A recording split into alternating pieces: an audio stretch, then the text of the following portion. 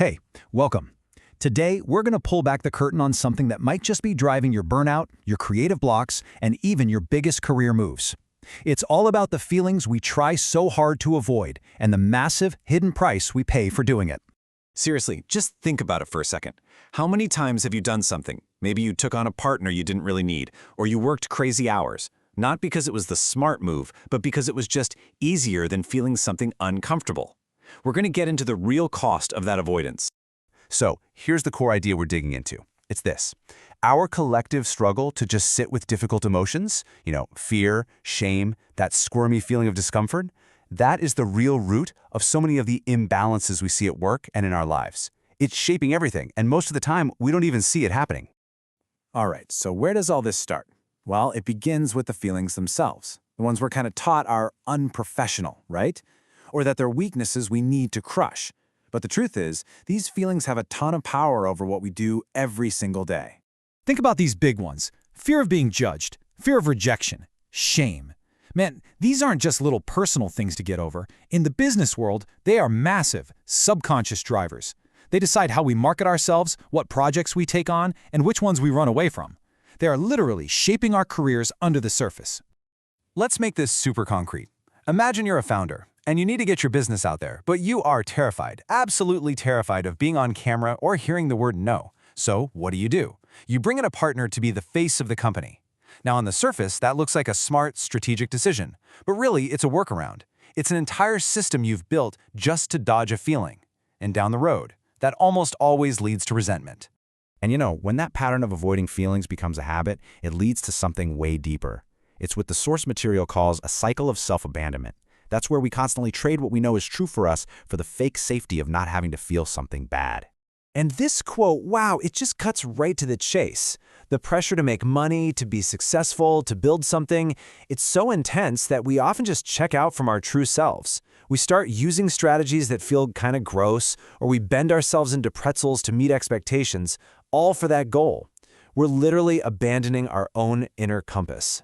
So let's just define that a little better. Self-abandonment is basically when we say yes to what the world wants from us while screaming no on the inside. It's when we put on a costume, like the hustlepreneur or the perfect employee, because we're secretly afraid that just being ourselves isn't going to cut it. And this is how that vicious cycle gets going. See if this sounds familiar. It starts with a raw feeling, fear, shame, whatever. Then, to avoid it, we build a workaround, a complicated system, a partnership, a constant busyness. But because that workaround isn't really us, it starts to create friction, and pretty soon, resentment. And that resentment, it just feeds the original fear. And boom, you're trapped in the loop. Okay, so let's look at a really modern, really relatable example of this whole thing in action. We're going to see how even something we praise, like being super productive, can actually be a very clever way to hide from ourselves. So in the source material, one of the speakers shares this incredibly honest story.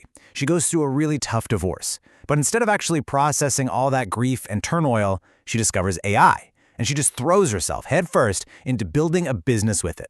For 2 years, she was the poster child for productivity, constantly busy, always in motion. But here's the thing, that motion wasn't real progress. It was a distraction, and the result, total and complete burnout. An identity crisis, she just hit a wall. And there it is, straight from her. All the busyness, all of the focus on systems and AI, that whole drive for productivity, it was just a really elaborate excuse to not feel the pain she was going through. It's a huge reminder that the tools we use to be more productive can so easily become the tools we use to avoid our own lives. This kind of behavior actually has a name. It's a psychological concept called a spiritual bypass. It's what happens when we use positive-sounding ideas or activities, like I'm building my dream, or just repeating affirmations, to completely sidestep our real messy human feelings. We tell ourselves we're being so positive and productive, but what we're really doing is bypassing the very awareness that could actually help us grow. Okay, so if building all these systems to avoid our feelings is the problem, what on earth is the solution? Well, it's not about finding a better system or a shinier new strategy. It's about learning a completely different way to operate. The source calls it discernment. So look at this. These are the two paths we can choose. On one side, you've got the external path. That's all about relying on outside stuff, systems, strategies, tools. It makes you dependent. But then there's the internal path. This one starts from the inside out. It's about finding your center, acting on your intuition, and yeah, actually feeling the feelings. This is the path of discernment. So what exactly is discernment? It's not a spreadsheet or a pro-con list. It's a felt sense. It's learning to listen to the compass that's already inside your body, that gut feeling, that little ping from your nervous system.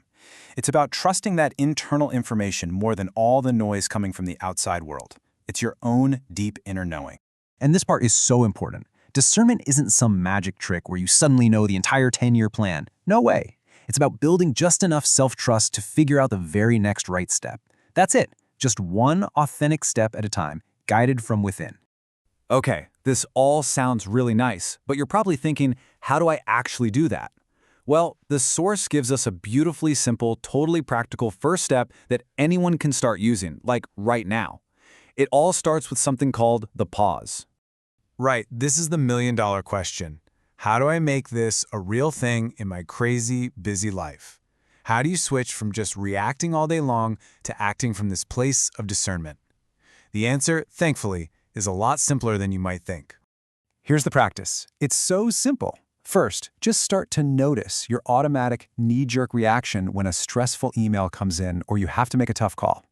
Step 2, before you type a single word or say anything, just pause. Take one deep breath. That's it. Step 3, drop your awareness out of your spinning head and down into your body. Ask yourself, what am I actually feeling right now? And finally, step 4, you respond. But this time you're responding from that centered, calm, knowing place, not from panic. At the end of the day, this is really the message that's at the heart of this whole thing. We spend so much of our lives looking for answers out there, in new strategies, in other people, in technology. But the most powerful, most accurate guidance system we will ever have is already built right in. So I'll just leave you with this question to chew on. The next time you feel that pull to react, to get busy, to numb out, to look away from a feeling that's uncomfortable, just try the pause instead. You might be shocked at the wisdom and clarity that's just waiting there for you on the other side. So, what truth is waiting for you in your next pause?